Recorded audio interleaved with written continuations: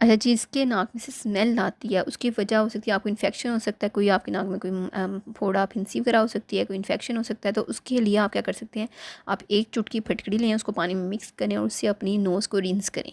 मतलब कि जैसे वुज़ू में हम पानी डालते हैं नाक में, आप नाक में पानी डाल के पानी को बाहर आने दें, तो आपकी जो नाक है उसकी स्मेल जो है वो ख़त्म होगी। ठीक है, अगर आपकी नोज़ ड्राई है, बहुत ज़्यादा ड्राई है, आपको ये इन्फेक्शन नहीं है लेकिन आपकी नोज़ ड्राई होने की वजह से आपके नाक में से स्मेल आती है, तो आप क्या करें, आप पानी ज़्यादा से ज़्यादा पिएँ। फटकड़ी का पानी नहीं पीना, हमने सादा पानी पीना है जो हम डेली पीते हैं, वो वाला पानी आपने पीना है।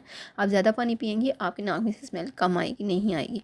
एक और वजह होती है नाक में से स्मेल आने की कि अगर आपका मुंह गंदा है, आपके मसूड़ों में, दांतों में कोई मसला है और जिसकी वजह से आपके मुंह में स्मेल है, तो वो स्मेल आपकी नाक में भी जाती है, क्योंकि नाक का और मुंह का रास्ता एक ही होता है। जिसकी वजह से अगर मुंह में स्मेल है तो वो आपके नाक में भी होगी। इसलिए मुंह को साफ़ रखें, आपके नाक में से भी स्मेल नहीं आएगी।